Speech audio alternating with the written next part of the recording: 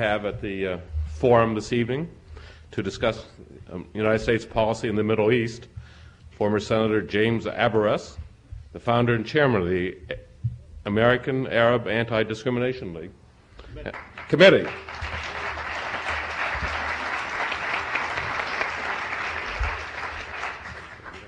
And Hyman Bookbinder, the special representative of the American Jewish Committee. They will each make a presentation and a rebuttal, and then we'll take questions. Mr. Bookbinder.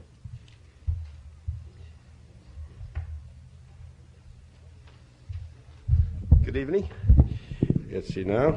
Can you hear me all the way up there?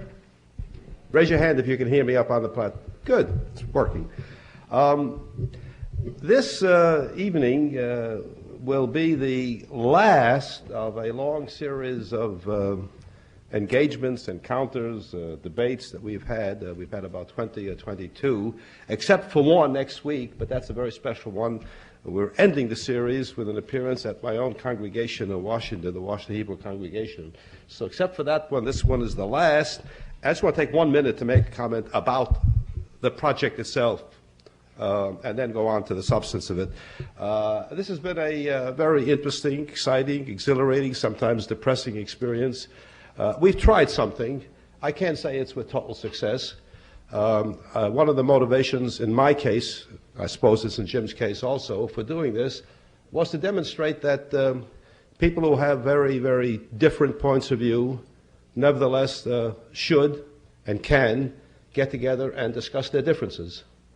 The second thing that that at least I hoped it would do, was to produce some areas of agreement, some reaching out, mutual reaching out, and at least people will say that while they differ very much, there are some common grounds. I cannot say that we've achieved much of the latter. We haven't. But nevertheless, it's a useful exercise. It's important. And we've done it. And I'm very glad we've done it. And for very personal reasons, because like many of you in this room, till the day I die, I shall always have the fondest, warmest, deepest feelings about John F. Kennedy. So it's good to be here this evening.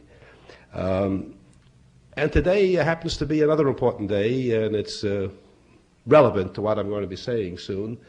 December 10th has always had a very special meaning for me. In fact, it stems from the days of John Kennedy and Eleanor Roosevelt, with whom I worked during those Kennedy years. It's Human Rights Day. I'm interested in knowing, how many of you knew before 10 seconds ago that today was Human Rights Day? Raise your hands if you knew it. It's sad. Sad. It's Human Rights Day. It's the day that the Human Rights Convention was first adopted at the UN. It's a very important thing. And we're going to be talking about human rights. Because of the nature of our subject, even if I didn't raise it, obviously Jim Abares could raise it, the very important question that's still pending in the Arab-Israeli dispute, in the Middle East situation, is the rights of the Palestinians, the human rights of the Palestinians, the human rights of all people there, Jews, Christians, Arabs, Palestinians. It's very, very important. There are other human rights problems too. Last Sunday, just a few days ago, I was electrified by seeing that 200,000, at least 200,000 people, Jews and non-Jews, came out in an absolutely tremendous outpouring of sentiment in support of guaranteeing the human rights of Jews in the Soviet Union and others who want to leave. That too is a human right. That's important. I mention both of these things because I must say now, say a very unpleasant thing, but I've got to say it. I was therefore distressed when I picked up a newspaper a couple of days ago and saw a rather large ad in the newspaper, paid for by Jim Abares' organization. I say this without being angry about it, kind of a mean-spirited ad saying, Mr. President, Mr. Gorbachev, the human rights of Jews are not the only human rights you should be concerned with. How about the human rights of Palestinians? Now, why couldn't that case for the Palestinians have been made without the implied criticism that too much attention is being paid to the human rights of Jews? I think that's mean-spirited. It's not the kind of approach we ought to have to universal human rights for everybody. But it happened. And it happened, and I cite it because it is not untypical of the way these debates have been going and the way the argument has been debated by groups over the years. Why can't we agree at the very least that we're pained by the deprivation of human rights wherever it takes place and see what we can do about it? Let's take a look at the Palestinian situation, because that is the heart of the current remaining dispute in the Middle East. About a week ago, just exactly a week ago, my goodness, Jim, it seemed like more than that, but my note says that it's December 3rd. We were in Atlanta, exactly a week ago in Atlanta, and I had an interesting experience. We were handed copies of a record of a colloquium that had taken place in 1982 in Atlanta on the issue of Palestinian rights, a colloquium where the keynote speaker was Dean Rusk, another connection with the Kennedy years.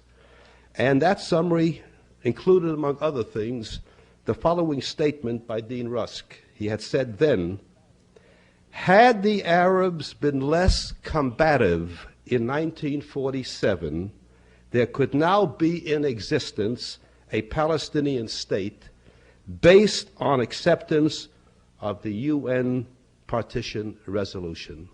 That's a very, very profound and perceptive and key observation, because that's my basic thesis. If there is not full justice and self-determination for the Arabs, for the Arab Palestinians today, the question we have to ask is why. And if we're going to lay blame on anybody or any institution, where does the blame lie primarily? And my contention is, in the book and here tonight, without being able to make the entire case, that whatever one thinks, and we have different views, we see it through different eyes, as the book's title says, whatever the view is about how the dispute started out there, to what extent the Jews are entitled, to what extent they're not entitled, those things have a bearing, obviously, but the fact is that total, obstinate, unyielding opposition by the Arab world to the very existence of a Jewish state meant, as a result of that, that Arab Palestinians, too, got deprived of the chance to have their own state. Because partition meant that the UN was giving its approval. It didn't itself create it because the UN didn't have the power to create it, but the UN was saying yes to the idea of a Jewish state being carved out of that battlefield, that philosophical, political battlefield, and unfortunately it became a military battlefield. Carve out a Jewish state, carve out a Palestinian state. There were then arguments, there can be arguments still today as to whether the lines were exactly right, whether the right percentages. But what the Arab judgment was at the time was, we will not permit a Jewish state even to get started. And the Arab world made war against the fledgling state. And over again, history tells us there were new opportunities, added opportunities for the creation of a Palestinian state, or for at least substantial improvement in the Palestinians' self-governance. And again, the answer was no. It could have happened in 1967, to take another important, key, critical moment. 1967, after the Six-Day War. Had the Arab world said, okay, we provoked the war, we got licked, but now the Israelis say, and the world body says through its resolutions, get together, don't just have a ceasefire, sign a peace treaty, decide on the borders, and negotiate a Palestinian entity. But the Arab world again said, no, no, no. No recognition, no negotiations, no Israeli state.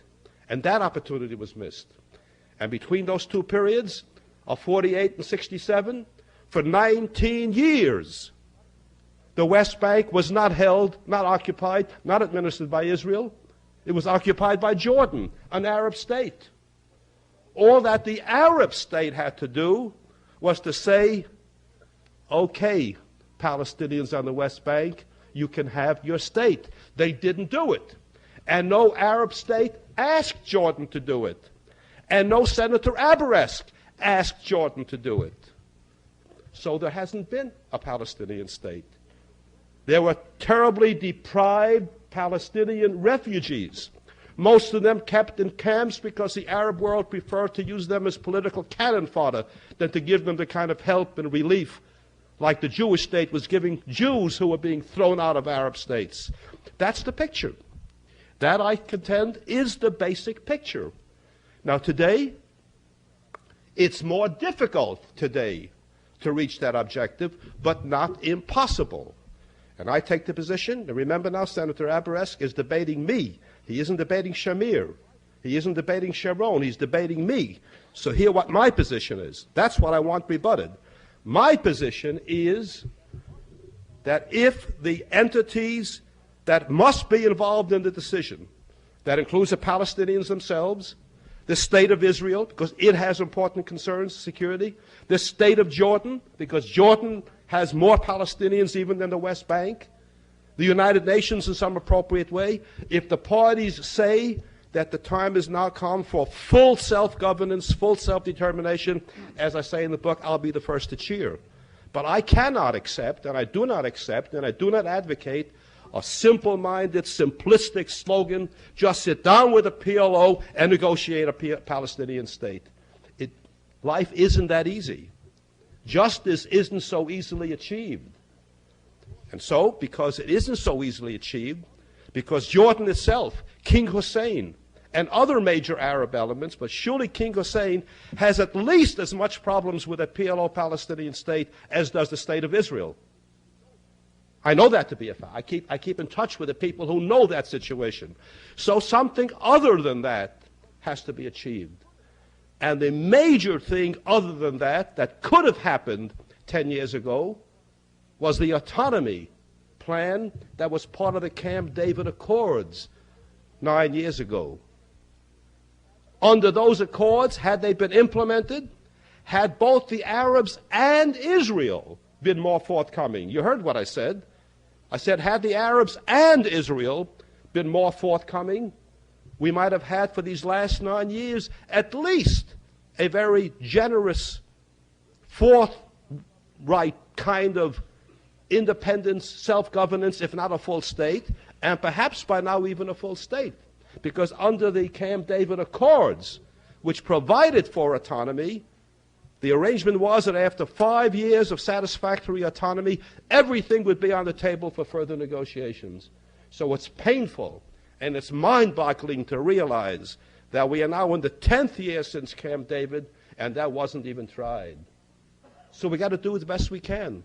Now today, finally, there is another movement that isn't very a hopeful one.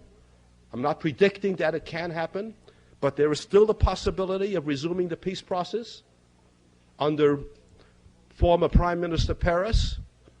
There was a proposal which he is still advocating, which he is still hoping to get his own country to support, but one which our own country, the United States, is more or less supporting. I'm sorry I have to say more or less supporting. That's the idea to get the peace process resumed by having a curtain opener, an international framework for it, and then move on to direct negotiations. My position is that we ought to look positively, with approval, for that kind of a well-controlled, well-prepared international curtain opener for negotiations. But what is very difficult about that, even if there were a general conceptual agreement on doing that, the difficult problem, and I know that Jim and I will be discussing it further before the evening is up, is that if one insists that that conference, that negotiation must include, or should include, the present PLO without any changes in its charter, without any changes in its attitude about Israel, then it's a non-starter, whether you like it or not. It's a non-starter. It won't happen. And therefore, our own country, under George Shultz's leadership, has been seeking to feel out Palestinians, to see if there is some way other than explicit top PLO leadership participation, is there some formula that will permit genuine Palestinian participation in the process, but not necessarily Mr. Arafat himself. unless Mr. Arafat and the PLO accede to two, what I call, what has been annoying Jim Aberrest for weeks, he doesn't like that phrase, two eminently reasonable conditions. He's laughing already, you see, because he knew the phrase. What are those two eminently reasonable conditions? Our country, not Israel, our country's position. In this book, remember, I am supporting the American Middle East position. Our country says, if you, the PLO, want to be recognized by us, the United States, you've got to do two things. Number one, finally do what Mr. Sadat did, say that Israel exists and has a right to exist.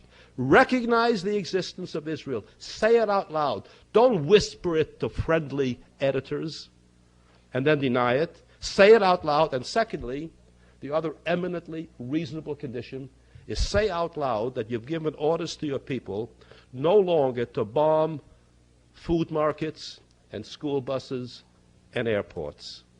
I think those are eminently reasonable conditions. And if the PLO does that, America says, we will then recognize you as a legitimate representative. The fact that you say you are considered the legitimate representative doesn't mean we have to consider you. So there we are.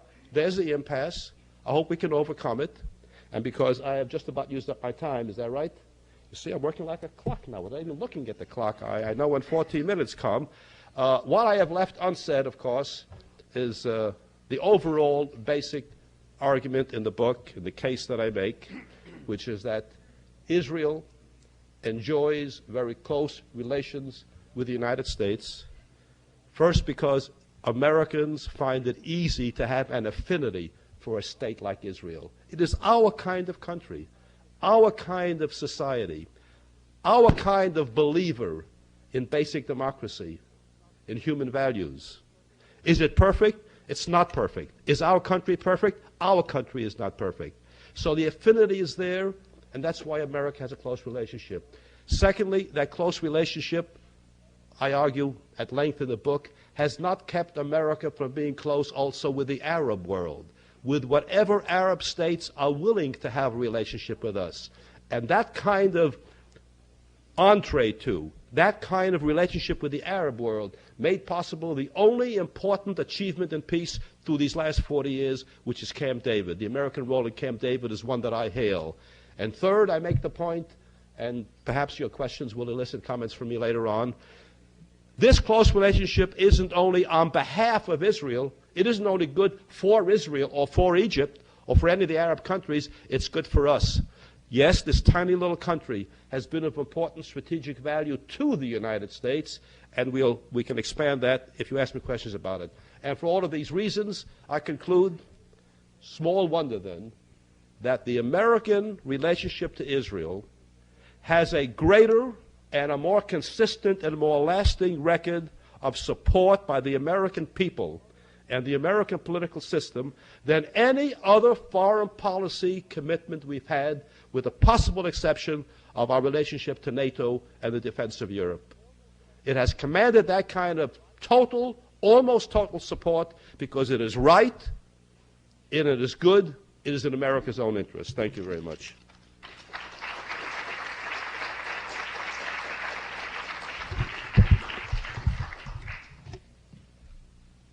First of all, I want to just relate something that happened in Atlanta when we were debating down there last week.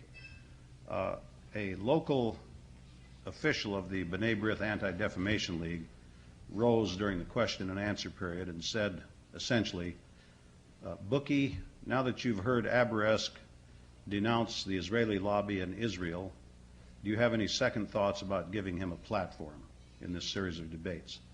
And to Bookie's credit, of course, I want to give him credit for having initiated this project, or agreeing to initiate the project, and to go through with the series of debates, because he knew at the time, and I'm saying this because we are approaching the end of these, he knew at the time that his side of the story had been told 100,000 times in this country, and that very few people had ever heard the Palestinian side of the story. And so he knew what the risks might be, but think that he represents the spirit of America by engaging in this sort of dialogue and debate, whatever you want to call it. And I just think we all ought to congratulate him for doing it.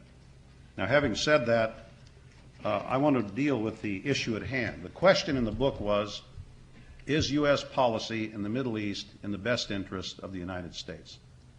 And of course, he says yes and gives his reasons, and I say no. He came to this platform, as he has to many others, saying, beginning by saying, if the Arabs had not said no in 1917, in 1948, in 1967, and in 1978 during the Camp David, they may have had a Palestinian state now, and we wouldn't be going through this exercise.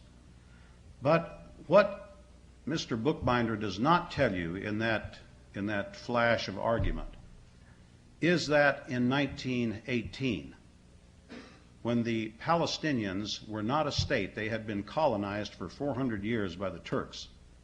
And when they were released from that colonization, by virtue of their agreement, they were asked by the British authorities at that time to help them in the war against the Turks, and they did, and they were promised their independence at that time. And that promise was broken because there were Zionist political machinations going on in London all during that time. So instead of giving the Palestinians their independence, they made independent within a very few short years all of the other states that came under their control after World War I. Britain made them independent, except for Palestine, because they had an agreement with the Zionist leadership to allow Jewish immigration with the idea of an eventual Jewish state being created in Palestine. So what we're dealing with basically is a white settler state, a white settler regime coming in to colonize and occupy the little brown people in Palestine. I mean, that's basically it. We would say that if this were happening in Central America. We would say it if it were happening in South Africa or in Rhodesia, as it did happen. We would say that if it were happening in Asia. But what we say, because of the considerable public relations skills of Israel and its lobby here in the United States, what we say is that Israel fought for its independence in 1948. Instead, independence from what? They came in, they brought in European Jews, many of them tragic refugees from Hitler's camps, many of them tragic refugees from Hitler's persecution. The Zionist leadership brought them in, telling most of them that there were no people here in Palestine, and brought them in, gave them guns, and said, all right, let's fight for our independence from the British. But what they did was essentially deprive the Palestinians of their own statehood, deprived them of their land, evicted 750,000 of them, as a matter of fact. Because the reason for the eviction was that the founders of Israel wanted to make that a democratic state. And they could not have made it a democratic state had they left the Arab majority there. So they drove enough Arabs out through Jewish terrorist groups, terrorizing the villages and the villagers and the people living out in the rural areas, and through the fighting, where people feared for their lives and left to get away from the fighting. They drove enough of them out and refused to let them come back in, because then the Zionist leadership wanted to create a state with a majority of Jews in it, and they did. And that's what happened. So much for the argument that the Arabs said no. Let me ask you, if somebody came to your home and said, I want at least half of what you have here, would you say no, or would you say yes? Just ask yourself that question. So it's not unreasonable for Bookie to say the Arabs said no. I agree with him. They did say no. And I would have said no too, and so would you have. But the problem at that point of time was that not only did Ben-Gurion want what the UN had decided to give Israel in a partition plan, which was non-binding, incidentally, Ben-Gurion had in his mind that he wanted all of Palestine. Now that just came out recently in documents released by the Israeli government by none other than Menachem Begin. That was a very interesting way that these documents came out, including Ben-Gurion's war diaries. When Begin invaded Lebanon in 1982, the Labor Party started criticizing him. He said, wait. He said, I'm doing above the counter what you did under the counter back in 1948, you Labor Party people. So to prove it, he released all these documents. They became public record, and all the researchers went right for them. And I read about them in a book written by an Israeli peace activist named Simcha Flapan, who died in April of this year. He was editor of New Outlook. And Simcha wrote a book called The Birth of Israel, Myths and Realities, which indicated at that time the plan of Ben-Gurion and his people to take all of Palestine, to goad the Arabs into war, knowing that they could defeat them, and in fact they did, as we know. So there we have it in that respect. So the Arabs said no, and what I find is incredible, and I mean absolutely unbelievable, after I've studied this problem for years, is to find that the people who were so dramatically victimized, the Palestinians, today have been made the villains of the Middle East. And the Israelis, in fact, who have been the bullies of the Middle East from the beginning, have been made the underdog of the Middle East. And you have to give the Israeli lobby and the Israeli government tremendous credit for the PR skills they've displayed in that respect. But the question is now, is our continuing support of Israel in America's best interest? Now, what most people, most propagandists for Israel ask, do you support Israel? Do you support Israel, or do you support Israel's right to exist? But it's like asking a question that has apples and oranges in in one basket. Because while you might want to support Israel, and I don't have any objection to America supporting Israel, I want you to hear that. But I do have an objection to America and American taxpayers supporting Israel's territorial objectives. I say let Israel stay behind the pre-67 borders. Let them stay there in peace, and I want to talk about that in a minute.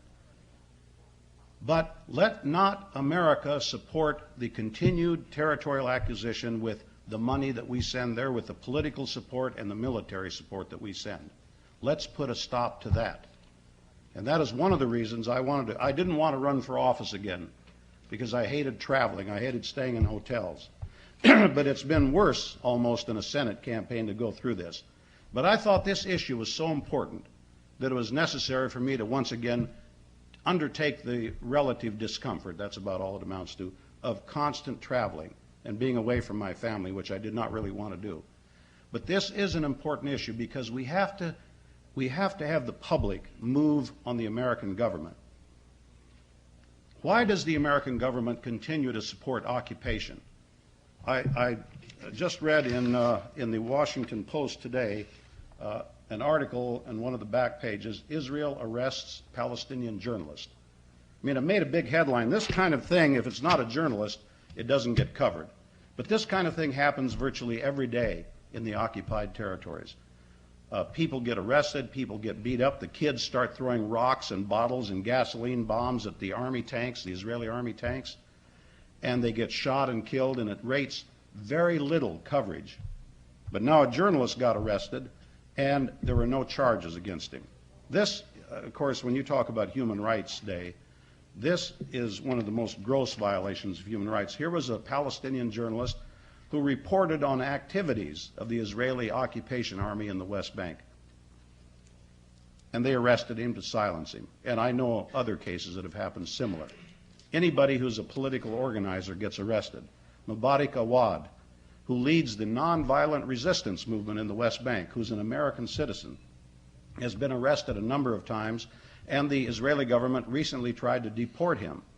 And amazingly, the American embassy stepped in and for the time being has prevented it, although nobody knows what's going to happen in the future. But the Israeli government cannot handle a man of peace. They want somebody to come and throw a bomb, because they can deal with that in the American press much, much easier than somebody who goes and plants an olive tree on Palestinian land where the Israelis want to take that land. But why does America send directly for and in behalf of Israel in excess of $6 billion a year without any requirement of repayment? We send $3 billion a year directly to Israel. We send $2.5 billion to Egypt, which amounts to nothing more than a bribe to keep Egypt from attacking Israel. And we allow deductions, tax-exempt contributions from supporters of Israel in this country up sometimes to $1 billion a year, sometimes $500 million, sometimes in between that amount. Why do we do that? Is it because, as they say in the Arab world, the blackness of their eyes are beautiful? Did they do that? No, let me tell you very honestly, and this is something that rankles my friend and colleague, Mr. Bookbinder, that there is an organization called the Israeli Lobby. The umbrella group is AIPAC, the American Israel Public Affairs Committee, and there are many components to the lobby who have successfully targeted American politicians with campaign contributions and, in some states, votes. Well, up here in Boston, I had a mailing from Joe Kennedy in 1986 when he was running for Congress, asking for money for his campaign. Joe I liked very much. I'd known him for a number of years. In fact, he called me once when he first started his Citizens Energy Coalition. And he asked me, could I help him get oil from some of the Arab countries at a cheaper price to help the senior citizens that he was trying to help up here. So I did call an oil trader, an Arab oil trader living in Washington, and asked him to help. I don't know whatever came of that. But anyhow, I sent $100 to Joe Kennedy. And a few months later, his campaign manager sent it back to me. He called me up first and said, we're sending your money back. And I said, why? He says, we're not taking any PAC, Political Action Committee contributions. I said, I'm not a PAC. I'm, Jim Aberesk, hey. And he said, well, we don't want to get involved in the Middle East this way. And I said, what way? I said, $100? I had to scrape around. I was short that month. I had to scrape around to find the 100 to send him. And I said, all right, you tell Joe that he can stick it up his nose if he wants to. He sent it back, and I gave it to Mel King. But you see, that wasn't done.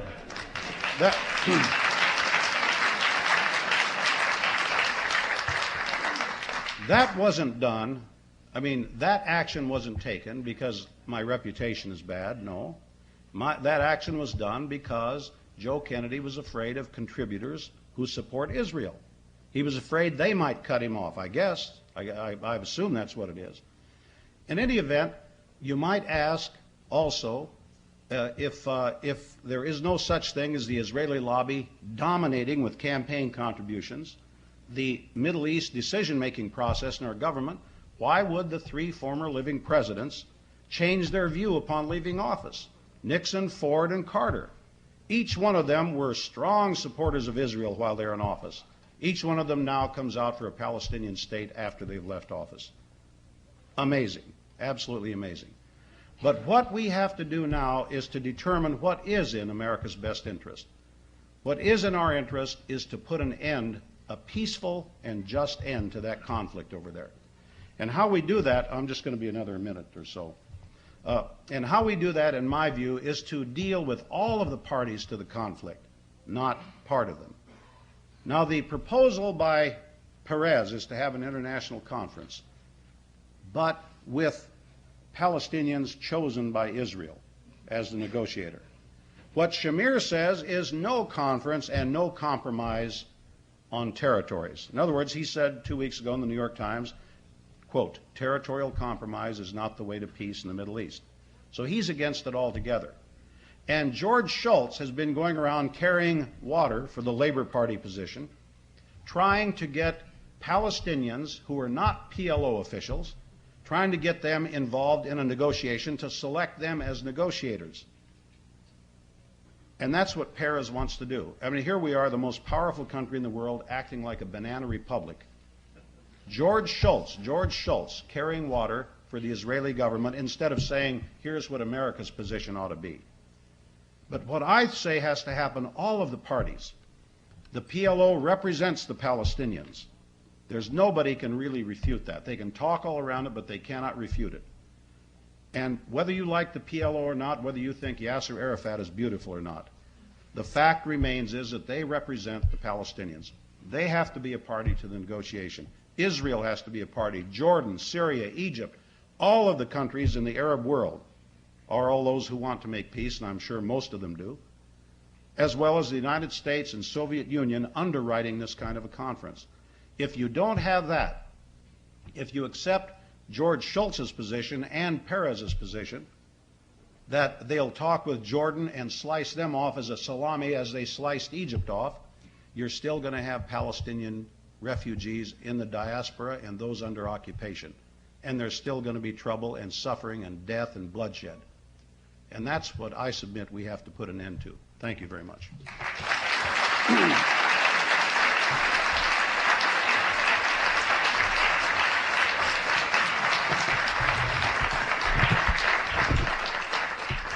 It's going to be impossible to correct all of the distortions in just 3 or 4 minutes, Tony, but I'll do the best I can, and we'll save some for later on, okay? Let's run through them as quickly as we can. First, I got to go to one of the last points.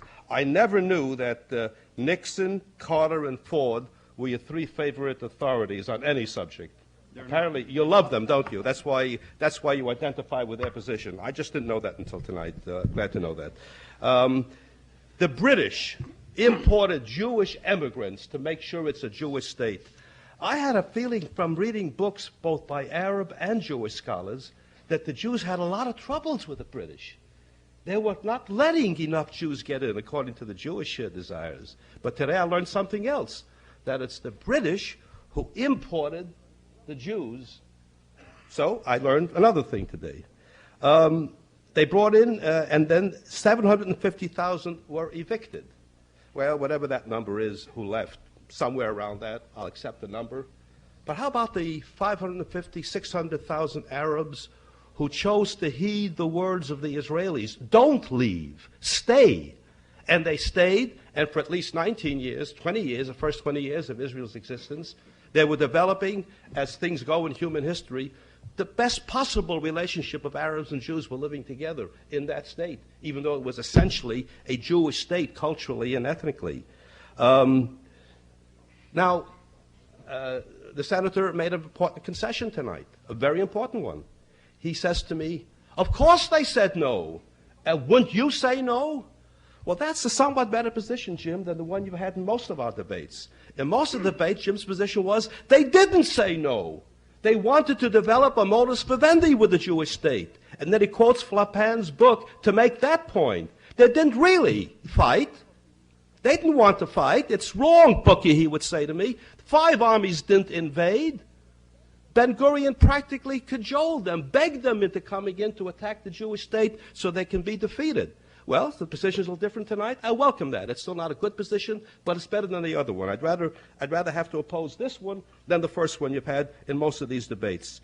Now, tonight also, Jim Aberes says, it's okay. Let Israel be there, but behind the 67 borders. But wouldn't it have been nice if before 67, the Aberesks of the world and the Arab nations had said, it's okay, Israel. We think maybe you came in illegitimately, but the time has come, statute of limitation, so to speak. You can have your state behind the 67 borders. They didn't want Israel to exist behind the 67 borders and provoked the 67 war, made that war absolutely inevitable. And Israel won the war. I say, thank God they won the war. It's much better than losing the war. They won the war. And then certain things happened as a result of having to win that kind of war, in which thousands of Israelis died, thousands of Arabs died. But, okay, I guess it's never too late. Why does the United States continue to support occupation, Jim Aberes says? That's not the United States position. Why do you distort it, Jim? The United States position is that under the terms of the 67 242 resolution, that there's got to be an exchange of territory for peace. Not all territory necessarily, but that was the Reagan plan of 81, 82, which I say the Israelis and all of us should have paid more attention to. It's not the American position. The America continues to try to get some kind of settlement of this problem. Moreover, I say to you for myself, for I cannot speak for others, but I believe that I reflect the views of most American Jews and non-Jewish supporters of Israel. I think I reflect the views of approximately half of the Israelis today, which is that occupation is wrong, not only because it's wrong in principle, it's wrong for Israel itself. For its own sake, Israel should want to end the occupation. Occupation is a danger to Israel's democracy and or its Jewish nature. So, again, don't make a charge, an attribution which is not based upon fact. Now, finally, two sets of numbers were used. Let me quickly dispose of them. The first number that was used was that we now send $6 billion to Israel. 2.5 is indirect. We send it to Egypt to bribe them not to attack Israel. First, just think about it. I'm not a psychologist, but I practice a little amateurs once in a while. You're really saying, isn't it too bad that Egypt has been bribed into not attacking Israel? It would be a better world, wouldn't it, if Egypt had not been so bribed so that it could be a constant threat to Israel. Isn't that what you're saying without saying it in that way? But the fact is that both Israel and Egypt were, so to speak, rewarded by the United States because the United States figured it was in its interest to have a stable Middle East and that it wanted to help both Israel and Egypt be better, more economically viable, and to be able to defend themselves. And they did that. Now, the $6 billion, my friends, I believe has to be compared with an expenditure of $110 billion, which your taxes also pay for. $110 billion is the amount of money we spend every single year in defense of Europe, but we don't call it foreign aid. We call it NATO. We call it defense expenditures. See, our country has made another judgment. In the Middle East, we think supporting Israel is good for us and good for Israel. And in Europe, we say defending NATO and the Western democracies is good for them and good for us. $110 billion. Compared to that, the $3 billion for Israel is a bargain basement rate. And finally, another set of numbers was used or implied. The reason why politicians, including presidents and senators and congressmen, and the only reason why Israel has the support of America is that the bookbinders of the world. See, I'm the Jewish lobby. I'm it. I'm called the dean. I'm called the senior guy, not because I'm oldest, not because I'm best. I'm the dean of the Jewish lobby. It's because people like me have bushels full of $1,000 bills we throw at all the politicians, and then they become pro-Israel. There is no other explanation if you listen to this man. There isn't this affinity we talk about. There isn't this political identification. Well, let me tell you what the numbers are. Listen carefully. 1986, the congressional campaigns, 435 congressmen, 34 senators. Federal Election Commission tells us a total of $450 million was spent in that election cycle. $450 million. Of the $450 million, approximately $150 million came through PACs, political action committees. Then, there are approximately 70 considered pro-Israel PACs in this country. There are people who feel so strongly about the Israel situation that they've used the law like everybody else uses it. Pro-abortion people, anti-abortion people, pro-gun control people, anti-gun control people, pro-Turks, anti-Turks, Armenians. They use the system, and you know how much the 70 total, the aggregate expenditures of all 70 identifiable Jewish PACs contributed? A little over $3 million. $3 million out of either $150 million or $3 million out of $450 million. Do the arithmetic any way you want. Less even than our percentage of the population. There were additional contributions made by Jews, of course. We don't know what the Jews contributed the money for directly through their own direct contributions, but that's the picture. And so I conclude the way I concluded before. Mr. Aberesk refuses to acknowledge, he cannot stand accepting the premise that America is basically pro-Israel because there's something right about being pro-Israel. That on the merits, Israel has earned that kind of support, that kind of affinity, that kind of identification. Because if even started to think along those lines, bang, his whole case is destroyed. Well, I contend that America has come to like that relationship, want to support it, like there are other things that have become the conventional wisdom, the conventional acceptance of our society, like support for veterans. I can name other illustrations like that. And I make no bones about it. I'm pleased that the group that I'm associated with, as was defined today, the pro-Israel lobby, the Jewish community, I'm very pleased indeed. Why should I pretend that I'm not? that we have over the years been effective enough, persuasive enough, convincing enough, that we did contribute to convincing the American people that support for Israel is indeed in America's own interest. Thank you.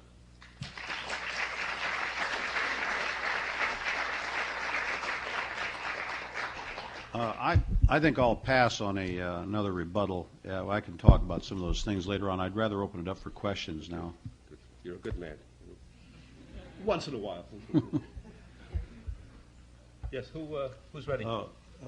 Back up there in the... We'll use the microphones. There are two here, two up there. Up there... Good evening. I have sat here listening to Mr. Bookbinder and to his very impassioned... can I, just a minute, I want to say we'd rather have questions and not statements or speeches, Right. please. He makes a big deal about human rights, and I just want to ask him one simple question. The right of self-determination is the very basis of all human rights. Why, give me one good reason why the right of self-determination for the Palestinians has not, you have not proposed that as... Yeah. Did you hear my basic presentation? Yes, I did. You did. So you heard me say, in any number of ways now, that I understand the Palestinian aspiration.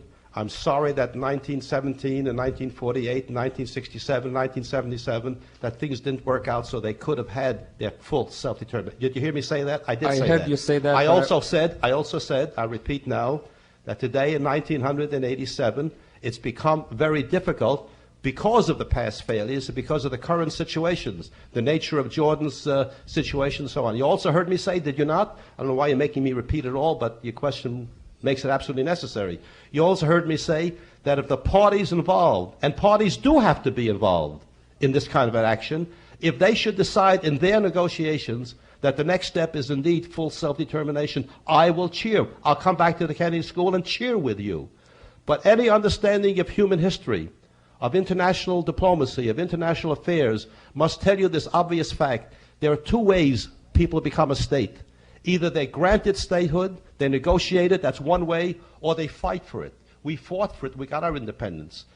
The Palestinians have failed in the negotiations up to this point for reasons I don't want to repeat again, and they also have failed to get it through military action. Let them continue to strive, let them continue to negotiate, let the world continue to deal with legitimate aspirations of the Palestinians, but I cannot decree today, I cannot declare today, that today, in fact, that legitimate goal of self-determination is a feasible, doable thing without changes that are needed. That's my position.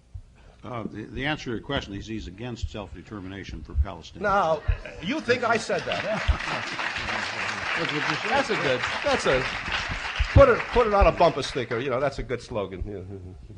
I addressed this question principally to Senator Aberrest.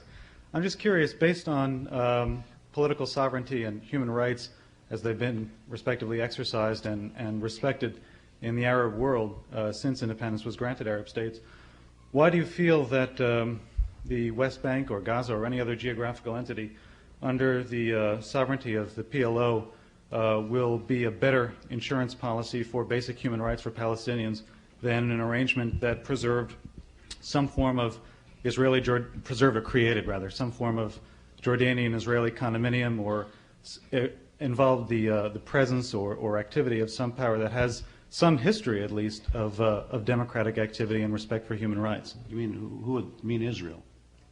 Israel or some other guarantor not involved directly I don't know in the that region. there are any Arab countries that guarantee human rights. That's to any the great problem. extent. That's the problem I'm But directing. that does not excuse Israel's violation of human rights either. The American policy, by the way, is pro-human rights, for human rights. And I am for that policy. The problem is we don't carry that out. We finance Israel's violation of human rights. That's my objection. That's the only leverage we have on Israel, by the way, is the money we give them, which we won't use that leverage simply because of what I said about the Israeli lobby. But your question, to answer directly your question, why would it be better to have a Palestinian state? What would that do for human rights? It would it would guarantee the basic human right of self-determination, as the gentleman said up here. That's a beginning. Now, whatever the Palestinians do with their state once they get it, I don't know. I would hope they stay a democratic state. I think they intend to begin as a democratic state. I would hope that, unlike most colonized people, they don't fall into a nasty pattern of dictatorships and so on later on. But I think the Palestinians are educated enough now, and they've made that one of their basic positions, that it would be a democratic state. I would hope they would stay that way, and I would think they would anyhow. I hope that answers. Are you confident? It does in a way, but I just wanted to reiterate. Are you really confident, based on the history of Arab self-governance, that would be the case? Well, you know, I mean, this is the Palestinians are in a little different situation than most Arab countries. During their long diaspora, they've had a chance to educate themselves many of them in a Western mode. You know, a lot of them have gone to school in this country and in England and Europe, and I think they come away with democratic values much more so than the other Arab countries where they had not had that chance for an awful long time. Mm-hmm. Thank you. That's my speculation. Of course, we won't know, you know, until it happens. I think between these two questions we've had, there is a very important philosophical point here that maybe we can both agree on, which is that I didn't challenge the words that human right, self-determination is the basic human right. It doesn't necessarily follow. Basic human rights are not synonymous with self-determination. There are a lot of countries that have self-determination. They decided that that's their country, but where in fact there's persecution, intimidation, and so on. It's not irrelevant for me to drop this footnote and try to understand how I'm saying this, because it can be easily distorted if you want to distort it. The fact is that during this unhappy occupation of the West Bank, there is a record of educational, health, environmental, nutritional progress made by the Palestinians in the West Bank that is unmatched by any other group of Arabs anywhere in any country. Now, I say that as a flat assertion. That's why there is today what was just referred to as a highly educated, sophisticated Palestinian community. They got that, they acquired that because of their own strength and their own initiative, but was made possible by the kind of administration and occupation that was existing during those years. In spite of Israel closing Birzeit University and other universities about every week. Despite true. Despite that heckling observation, it's true, yes. My question is for Mr. Bookbinder. Hello, where are you? I hear you, it's all right. My Those damn question lights. is I hear you. both Senator Aburusk and Mr. Bookbinder. Listening to you, you seem to make the equation of the conflict rather simplistic, that between Israel and the Arab states. Isn't the equation really that of a conflict between Palestinians and Israelis? And isn't the role of the Arab states analogous to that of the United States? Well, you know, in a very distant way, I guess it is. The fight really is between the Palestinians and the Israelis. You're right about that. You can't make a real analogy between the Arab states and the United States. I mean, the power differential is so immense that I don't think you can. I don't think you can make that kind of comparison. You might be able to in a sort of distant way, but not a close comparison. I don't think. Well, again, forgive me if I seem a little overcritical of you and maybe others in the audience. You're not listening carefully, or I'm not speaking clearly, so I'll accept the responsibility. But wasn't it I who, as the first speaker, wasn't I who defined the current Arab-Israeli dispute as basically the problem, the remaining problem is that of the Palestinians? Didn't you hear me say that? Yeah, You heard me say that. Is it because you think I'm lying? No, I also Well, then heard, why do you ask the question in the form that you did, then?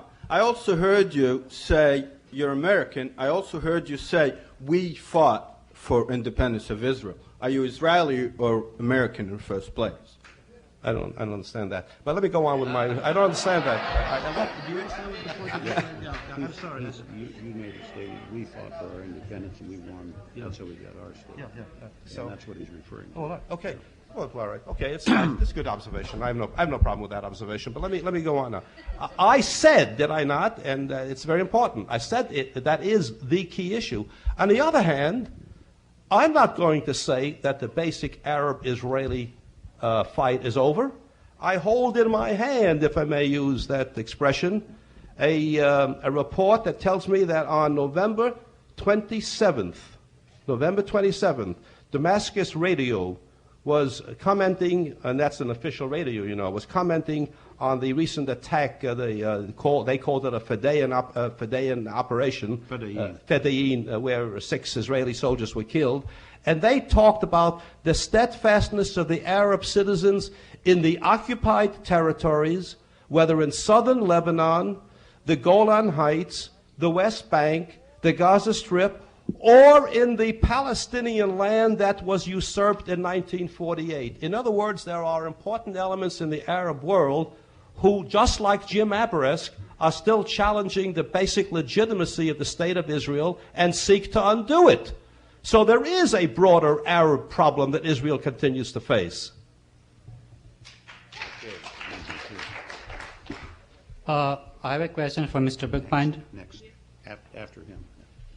I have a question for Mr. Bookbinder. Oh, sorry. Yes. And then the lady down here. But wherever you are, speak out. Okay, but before I ask a question to Mr. Bookbinder, I have one thing to say to Mr. Abu Razak. Mr. Abu Razak, I won my case. I can't see who you are.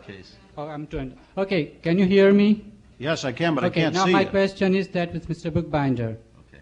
Okay, question is that Mr. Bookbinder, you know that our American Constitution is based on the secularism, and Israel is a country which is created out of religious fanaticism and the racism. Now, as an American, don't you think that we should support a PLO proposal of creating a secular state of Palestine in which Muslim, Christians, and Jews live together, rather than supporting a racist nation of Israel? Well, first a confession on my part, okay? Again, listen carefully. I do indeed find in my own mind some inconsistency between wanting this country of ours, America, to be a pluralist society with total church-state separation. I work very hard towards that goal. I've made the judgment that that's what America must be. I say I do find philosophically, in a conceptual way, a conflict between that and the other thing that I've come to accept, which is that in Israel, in that part of the world which is full of theocracies, totalitarian nations, all kinds of things, that it is right, history has decreed that it is right that there be a state, essentially a Jewish state, meaning that the Jewish needs are recognized and supported, but that it is not a theocracy, one in which Arabs, Muslims, all Christian, and Christians, non-Arab Christians, have a right to be citizens and become citizens. They can emigrate. They can immigrate into Israel. They can, and some do. That given the historic need for a, quote, Jewish state, democracy and pluralism does exist in Israel to the extent that its security is not threatened by changes in some of the practices.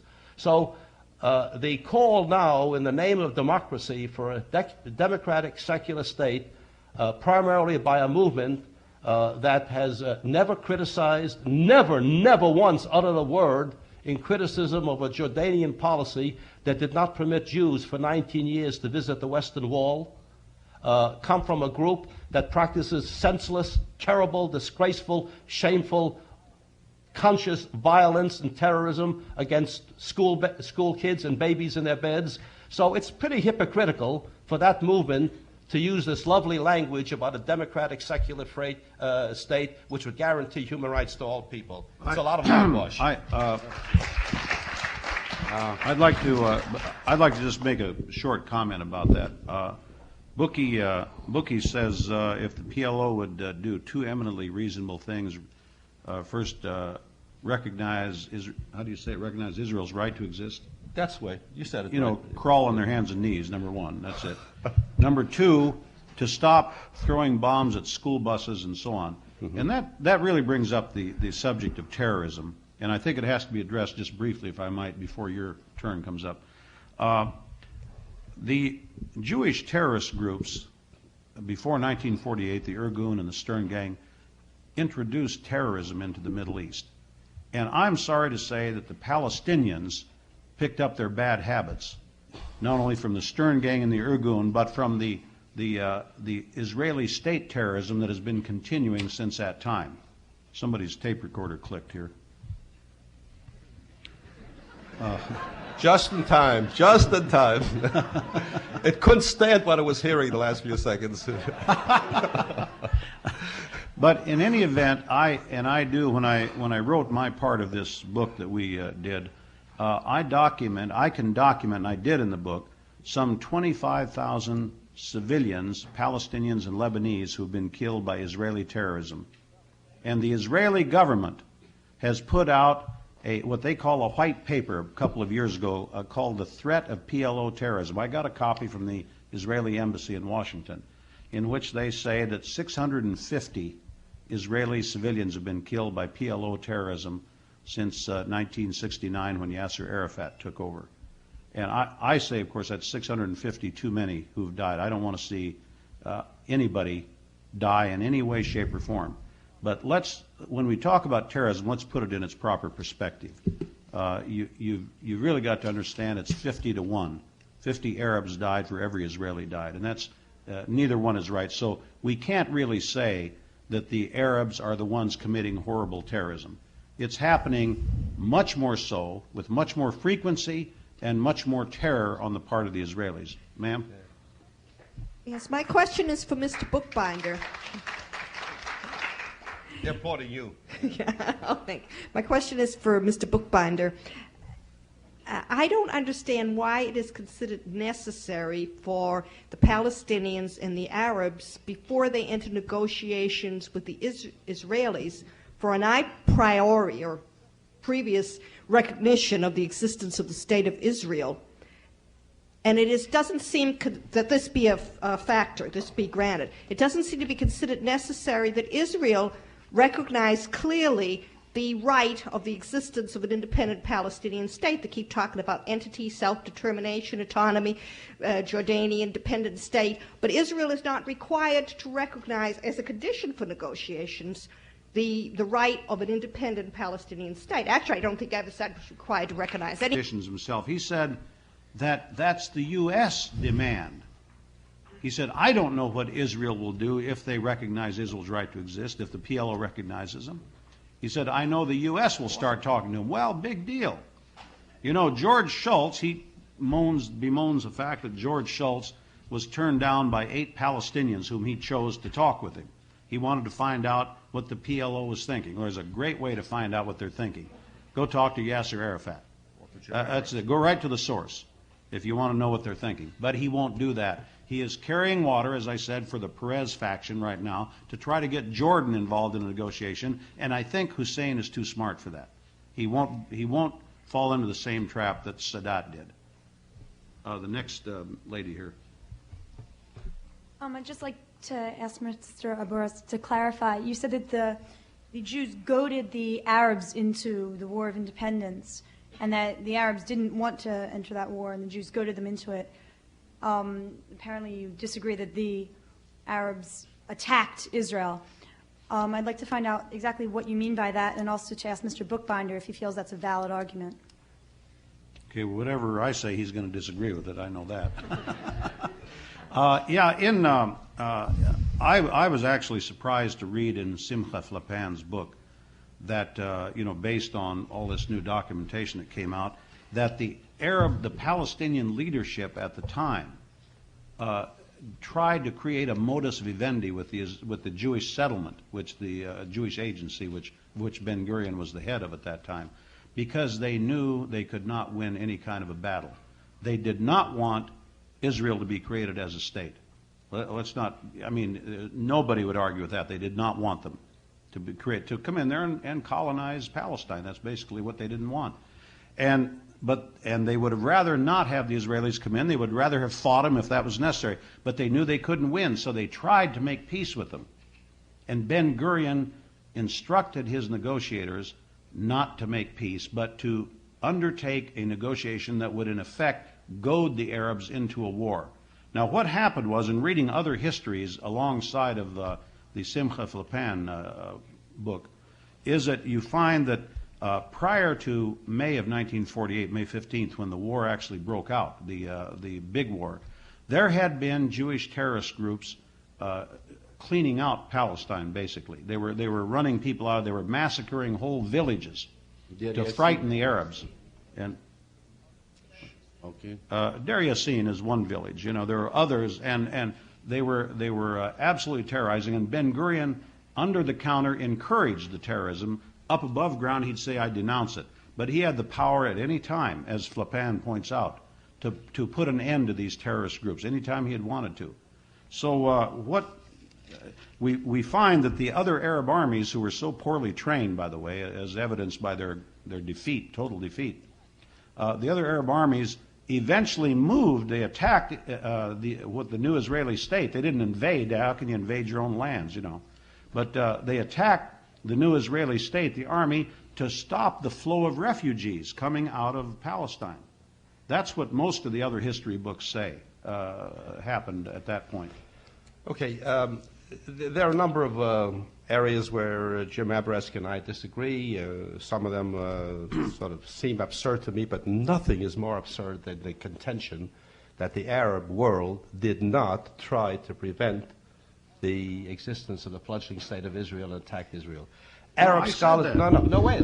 I didn't say that you said no. That they attacked, they insisted upon a military effort to destroy the new state. Let me just quickly give you several citations.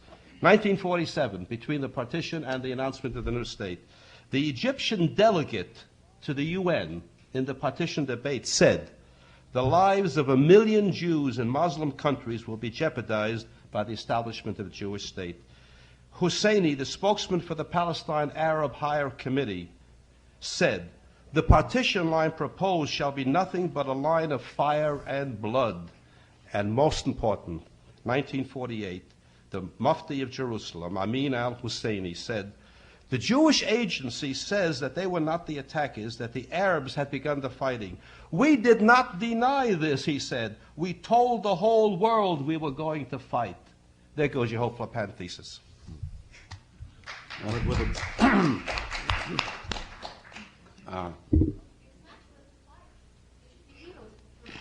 Sorry? Okay. No, I don't hear. I have a question for both Mr. Aberesk and Mr. Bookbinder. Since you are both Americans and handling a conflict between Israel and the Palestinian, how come on the cover of your book you have an American flag, an Israeli flag, and Persian carpets? A what? Persian carpets. Now my question. I can try to I really like to have the answer to this question. Then I want to ask Mr. Bookbinder. Let me try to answer it. That question. I asked, since we were dealing with the Palestinian-Israeli issue, I asked the publisher to put the Palestinian flag on the cover. Well, you could put any Arab flag, but the Persian carpet. And they didn't. Well, that's calligraphy from the Quran, is what I'm told. I can't read it. It is not a Muslim-Christian war or Jewish. It is Palestinian but and the Israeli. publisher didn't do it, and he didn't tell me. I regret it too. My question to if Mr. this were the most serious part of the book, I could relax. My real question now is to Mr. Bookbinder. Yeah. Since you cited facts and figures, and you said that Israel is the country of Palestine was Jewish in nature anyway, and they will have a Jewish state and a Palestinian state. Do you know, since you know all these facts and figures, that after the First World War, there were only 12% of the inhabitants of Palestine are Jewish people?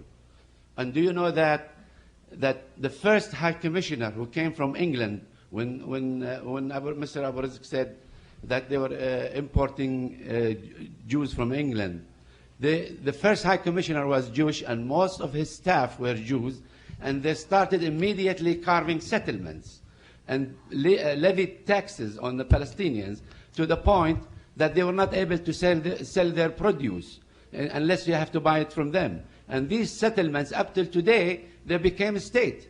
Now, do you know another fact, since you cite figure and facts, that the entire Jordanian army, according to General Cabot Globe, that only 5,000 people, and they are police force, and Haganah and Ergon were 60,000 trained and equipped by the equipment that Britain left behind. Now, you say the Arab attack. Who is preparing Well, I'll himself? tell you, I know all of those facts because... Oh, why don't you cite them? Just a second, wait a minute. Hear me out.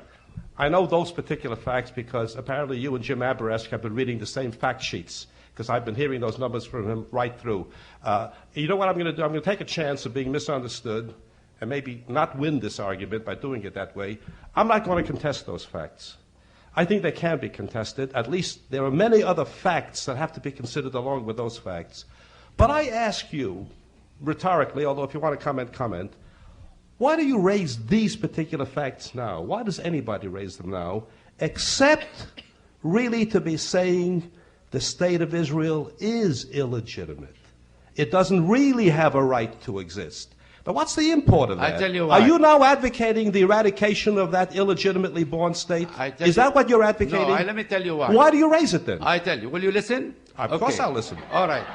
Of course I I'll tell you listen. why.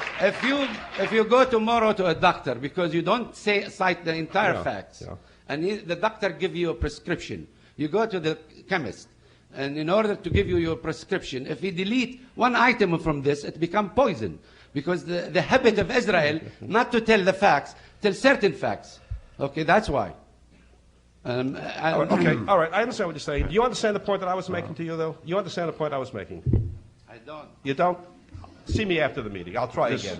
This lady here. I'd like to ask Mr. Bookbinder, if the United States is pro-Israel because Israel has earned this right through democratic policies, not even to take the example of the differential treatment between Arab citizens and Jewish citizens, but to take the example of the differential treatment of Arab Americans and Jewish Americans traveling to the state of Israel, I'd ask you, why did the United States almost have to issue a travel advisory for black and Arab Americans traveling to Israel this past summer?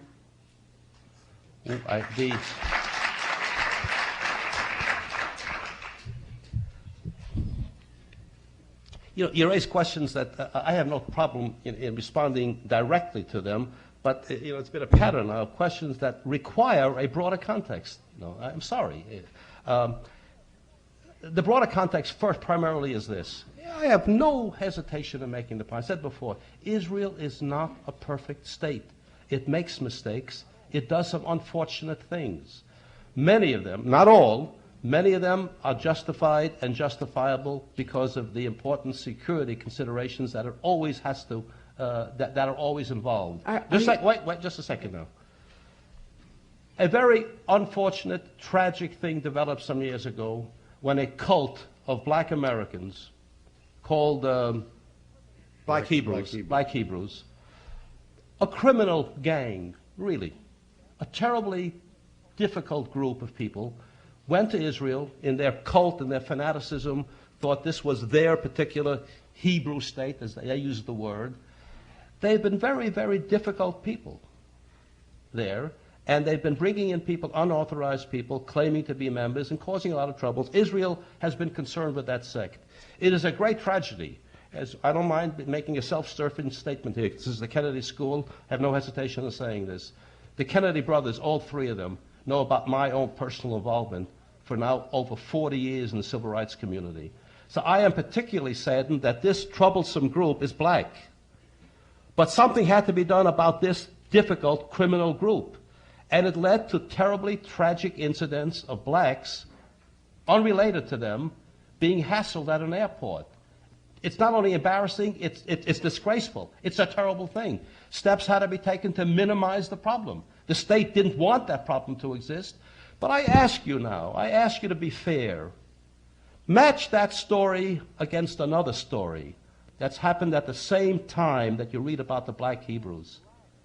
12,000 very dark black Jewish citizens in Ethiopia, struggling there, Jews, Their ancestry is clear. They are Jews by any standard, and they wanted out from Ethiopia. And Ethiopia would let them get out to go to Israel.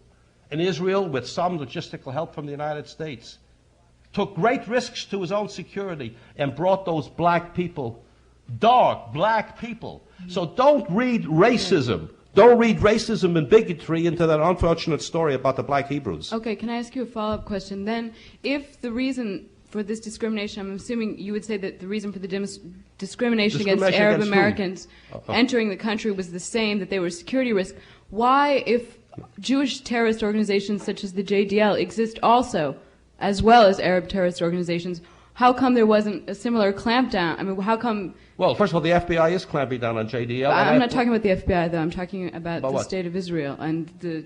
Well, I don't see the connection. JDL is not involved in any terrorism. Entering and exiting the state. JDL is not involved in any terrorism where Israel is the victim. So why would... I don't understand that. But I mean, traveling... You don't... Well, I think what maybe, Shibuki... I'm sorry, help me. No, I Maybe think, missed well, the let me point help there. you. Yeah. What she's referring to is the recent disclosure, the leak by the FBI that the two JDL terrorists who assassinated Alex Oda are being protected by Israel at Kiryat Arba. Oh, I see. All right, I'm sorry. If they are being protected, it's wrong. Israel ought to give them up. They ought to be brought to justice here in the United States. And Mr. Abaresk knows, he's been kind enough to acknowledge it publicly, he knows that I have been actively involved in the Alex O'Day murder, and I call for justice no matter where the finger has to point. Do you have any influence on the Israeli government? Could you, could you get them, get them to send them out? Well, I don't have that kind of influence. I'm not as influential with Israel as you are with the PLO, but I'll do the best I can. It's obvious I have full control over the PLO. Well, you're so devoted that you give that impression. Actually, it could be said, although I won't say it, that Abid Nidal just made some mistakes. You know, Whoa! Good for you. Good for he made you. a few mistakes, misunderstanding here and there. Hey. Good for you. It's the first time he's acknowledged mistakes. He's not a bad fellow, but he made mistakes. Yeah. Okay. All right, I'll match Peres and Shamir against him any day. Yes, ma'am. No, I'm sorry. Let's go to this side, and then we'll come to you, ma'am. Yes. Would you, your statement after 67 that Israel wanted to seek out peace and seek mostly the end. The citation is in the book. It's my reading from Israeli politics that there was a lot of quote-unquote lost opportunities after 67, cited by a lot of moderate political scientists, including Moshe Dayan, who stated that there were times when the Golda Meir's regime could have been a lot more forward-looking to the people on the West Bank. For many years, Israel developed a rigidity in its policy, and there could have been a movement towards the more moderate, quote-unquote, people and trying to evolve a more democratic process. Very quickly on, there were a great many lost opportunities, and I think it's not fair for you to state that, because, I admit there's a great deal of rigidity on the Palestinian problem, but I think there was a period from after 67 to 74, 75, where there could have been some way of moving the process along, and I think it's well stated and documented in Israeli politics. Well, I have no problem. I have no problem with that statement. But let me remind you again. I don't want to sound offensive, but you weren't listening carefully enough either. In my opening statement, I'm glad I'm taped tonight, because if you contest it, I'll go back. I said that there were rigidities and there were missed opportunities on both sides. Israelis, didn't you hear me say that? Yeah, I did. I acknowledge that. I just add it all up, and I have no problem asserting that the Israeli record is substantially better on that account than the Arab record. That's all I'm saying to you. I don't contest what you've said. Did you? No, they started building settlements right after the '67 war, by the way. So? Israel did.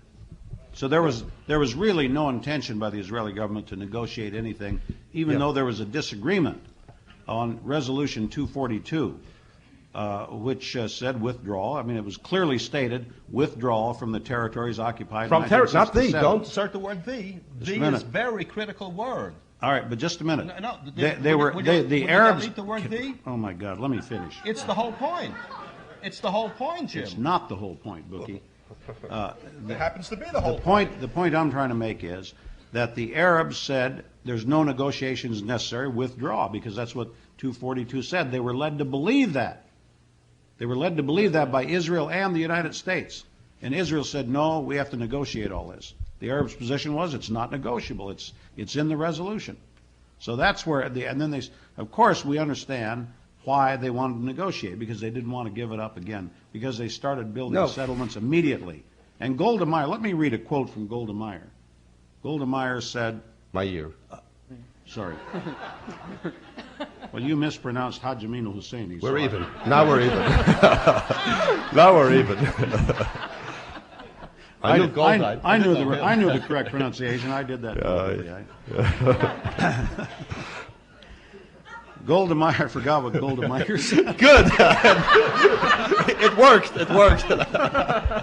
Golda Meir said, our borders are where the Jews live. And she said that in 1967 after the war. Look, friends, there isn't anything more important you've heard tonight or will have heard than what may seem to you for the moment to be an unimportant quarrel we just had. A lot of history is involved in the fact that the United Nations resolution consciously deleted the word "the." What 242 does is to say that there shall be negotiations. No, it doesn't. Wait, just a second. I knew you finished a sentence and you're saying it doesn't. What the resolution calls for is an exchange of territories for peace, the boundaries of which were to be negotiated. That's the whole idea. You negotiate exactly what the borders would be, but as Jim has heard me acknowledge over and acknowledge, I'm not giving anything away, but he's heard me say that the understanding was clear. It would be relatively minor border rectifications, but changes in the borders. Changes in the borders. It's because there were no such negotiations based upon peace for territories. See, the territories means everything. Territories means there can be some modifications. And it's around that difference and the inability to sit down and talk about which territories, what border rectifications to give Israel a sense of security, that's the tragedy. And that's the whole tragedy. That's the whole story. Can I just have one? Let somebody else ask. Look, there are, there are two versions of 242. One is French and one is English.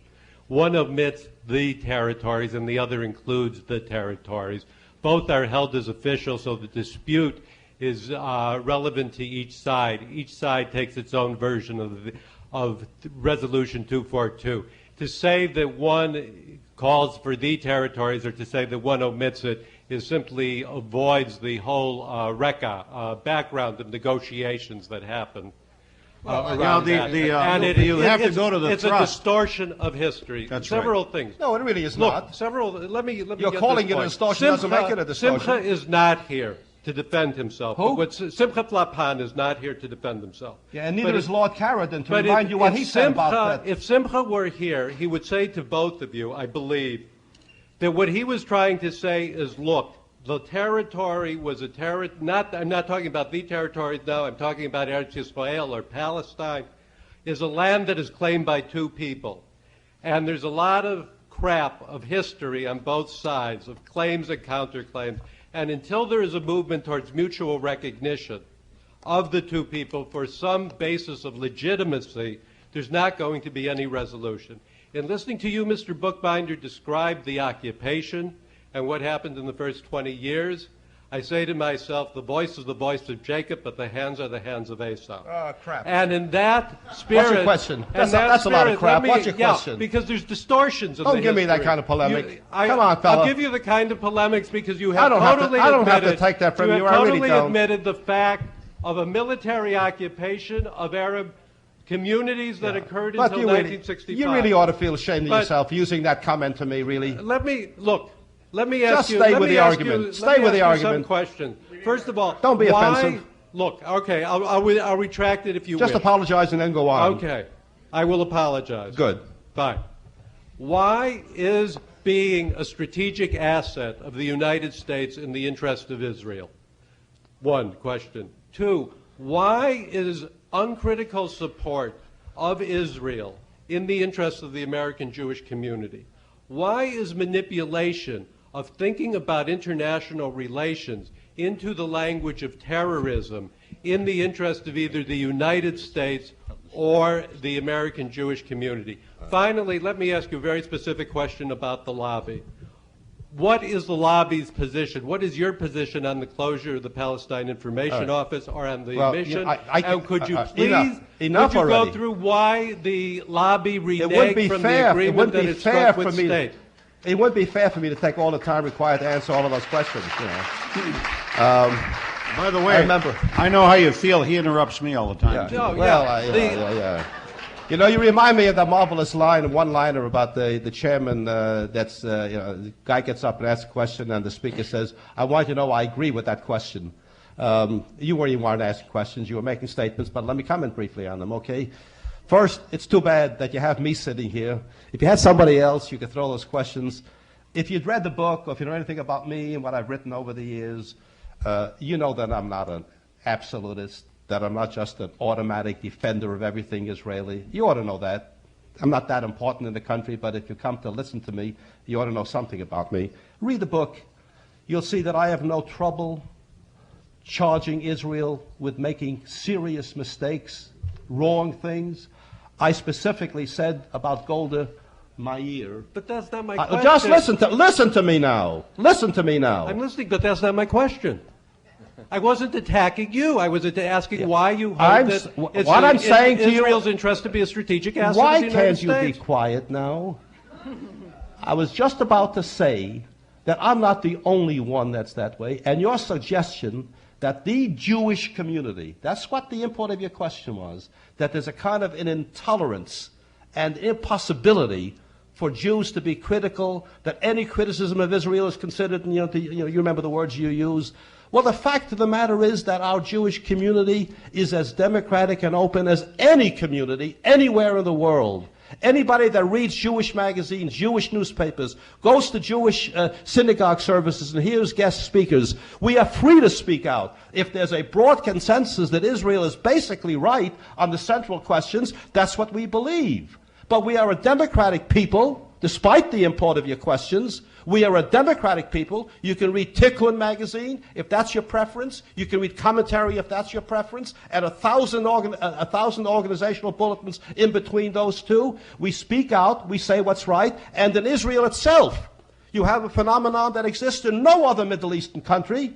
Tell me where else 400,000 Israelis would come out on the streets and protest because they thought that Sharon had not made a satisfactory explanation about Sabra and Shatila. Now, that's the kind of country we're dealing with, and that's the kind of Jewish community we're dealing with. Therefore, I think the import of your questions is a bum rap. You ought to reconsider that kind of indictment of the Jewish community. If you think that there are policies that are wrong, stay with the substance of those differences on policies, and we'll have an honest discussion about it. But no one of these wide sweeping accusations that we are a dictatorship or totalitarian kind of community that doesn't tolerate differences. We thrive on differences. You know the cliche. Do I get a chance? No, you said I should answer his questions. I didn't say you should filibuster. No, I'm not filibustering. You can stay. I'll stay here till midnight. You can have more than equal time. You know, I haven't had a question He asked me 6 questions. I haven't even gotten to the PLO Could you relate to the lobby of the PIO measure? Let him answer that question for me, okay? Yeah. I want to show how fair I can be. First of all, I think you ought to understand that Bookie is not totally accurate when he says that American Jews can freely criticize Israel. They can do so at their in great danger of their professional and personal lives. Believe me, Jews who have tried to organize. Just a minute. Jews who have tried to organize, like Bray Raw, for example, got their knees cut off. And the new Jewish agenda is doing its best now, but is in great danger itself of having its funds cut off, et cetera, et cetera. And the Jewish community is fine. The Zionist leadership in the Jewish community continually hammers American Jews to keep them from straying from the reservation. Now, number two, the other question he asked of Bookie was the PIO office in Washington. There were It's Palestine Information Office. Oh, I'm sorry. It was funded by the Palestine Liberation Organization. Right. I guess that's what it is. Anyhow, in any event, I say that that was one of the most shameful chapters in American history. You want to know what my view is of the Israeli lobby? When I hear my colleague and friend Mr. Bookbinder and other components of the lobby say, hey, we don't do anything different from other lobbies. We're just doing the American thing here. They're doing the American thing for a foreign country, which I submit is wrong. They're doing the American thing very well, but in the interest of a foreign country. And our interests, America's interests, do not converge with Israel's interests. I have to tell you that. And in this case, when they pressured the Congress and the State Department into shutting down the Palestine Information Office in Washington, they did something totally against America's interest. George Shultz, who reversed himself, by the way, who initially said the First Amendment prevents me from doing anything to the Palestine Information Office. A year ago he said that. When he came under pressure from 40 Jewish organizations, led by AIPAC, he reversed himself and shut the office down. As a matter of fact, the same week that he was demanding that La Prensa be opened up in Managua, that the opposition newspaper for the same year that we celebrate the Constitution's 200th birthday. I think any American Jew, any American, and especially those tools, those puppets in the Congress who went along with this kind of thing ought to be ashamed of themselves, and they're going to regret it someday, because when the next group becomes unpopular and the government comes along and says, hey, we've got a precedent, we can shut you down too. They're going to regret it. All of us will as Americans. Yeah, well, I regret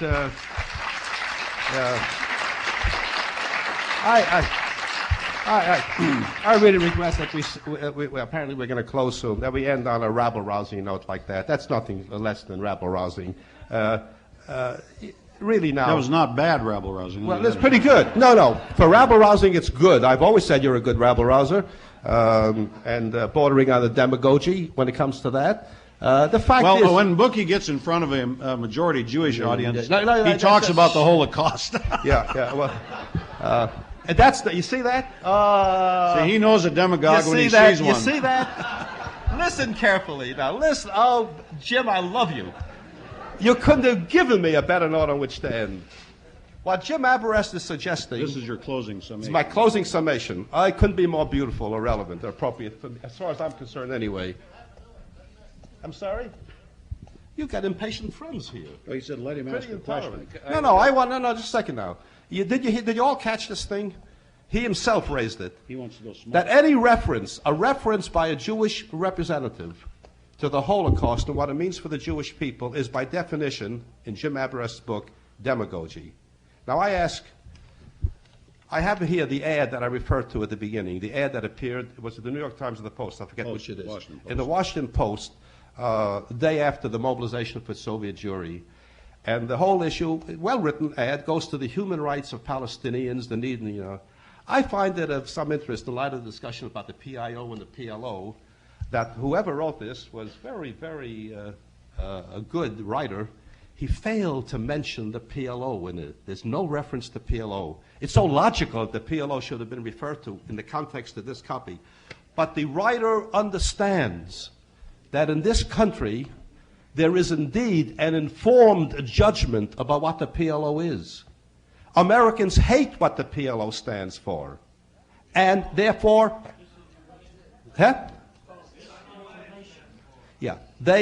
they hate, I repeat, what PLO stands for. Sure, that's why I'm the one that's saying it. That's what I believe, of course. Americans don't like an organization that not only does practice that kind of senseless terrorism, but then brags about it. And I think it's something good about America, the America that we all say we love, and I know that I do love, an America that says no to the PLO unless it changes. I'm sorry? Only because of the American press. All right.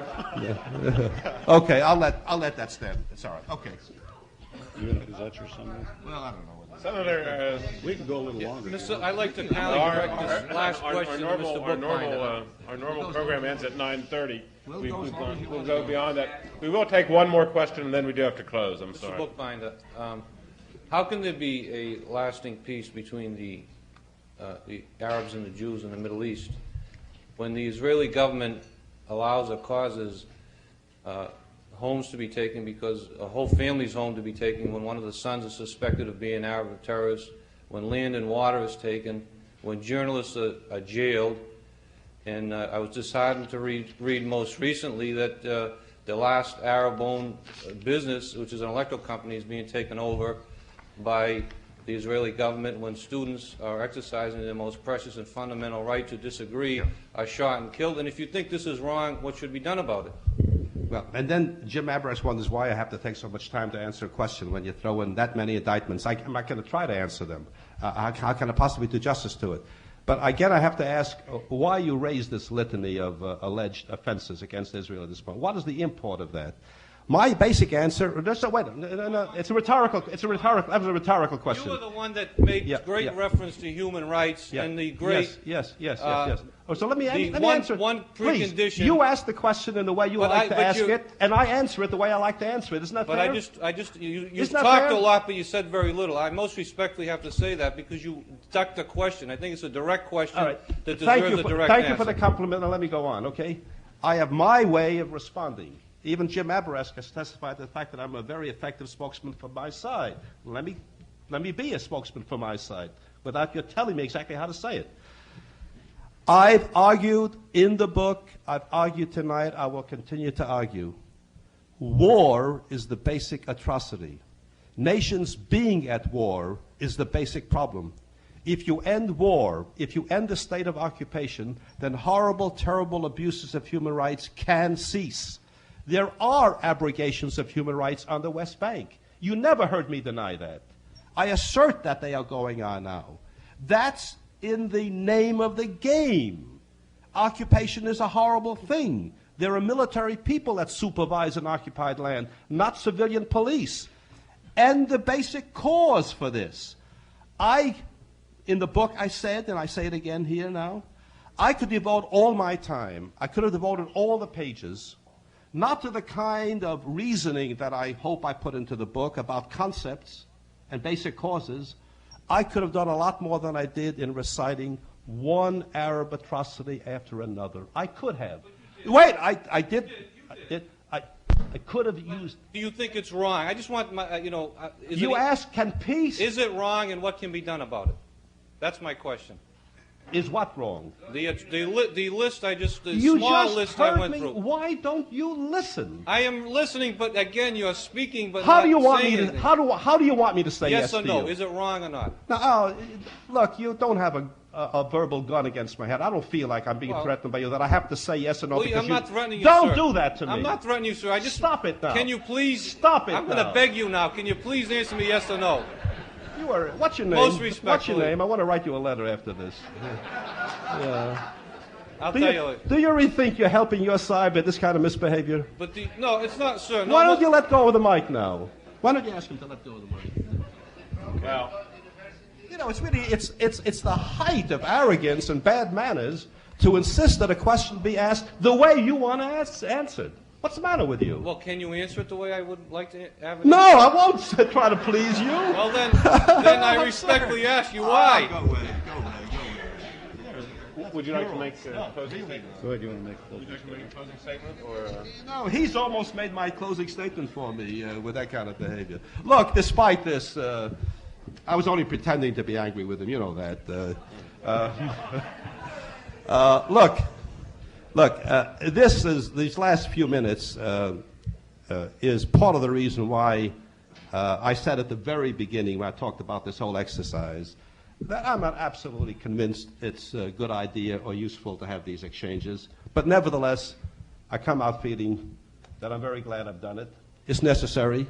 You've got to hear not only the arguments and the logic.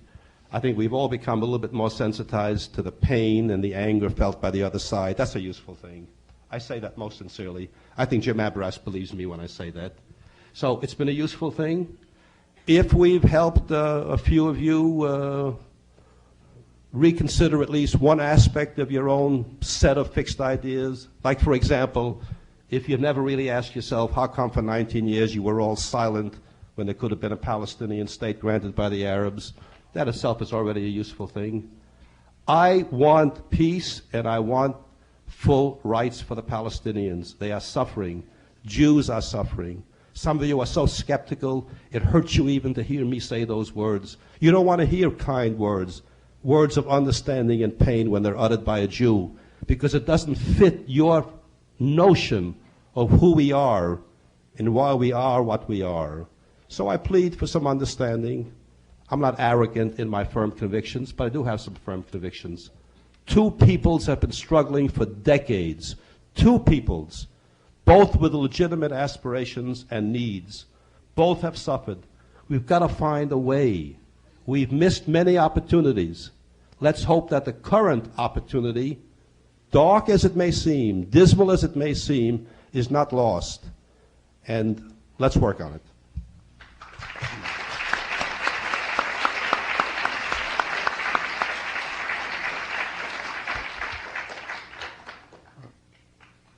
I want to close by saying that I don't believe the current Israeli government is interested in exchanging territory for peace. I believe they want peace, but in order to keep the territories, they would take peace, not otherwise. Their statements and their intentions have been made very clear.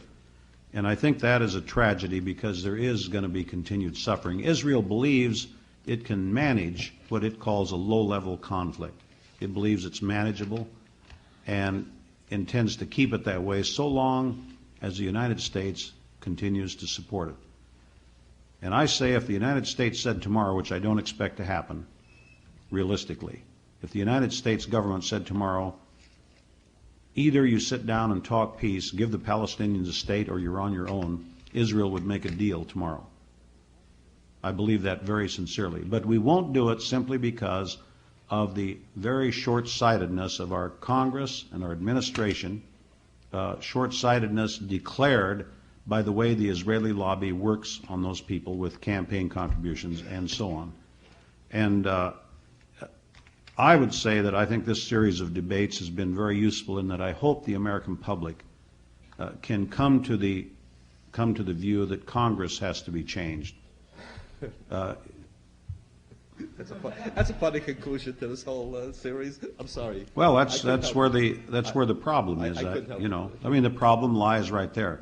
They've essentially been taken advantage of because their impetus is to be elected and reelected, and whoever bids the highest gets their support. That's basically what it amounts to. I hate to say that about my old colleagues, but that's the political system we live in. If somehow we could change that and change the political map of America, I think things would be much better, not only in the Middle East, but in a lot of other places. I don't want to come back here 5 years from now or 10 years from now still debating the same question. Are we going to end the occupation? I think there are too many people going to die and suffer in the interim. And I say the quicker we can get it settled, the quicker we can, if necessary, impose a peace, then the quicker we'll all be better off. Thank you very much.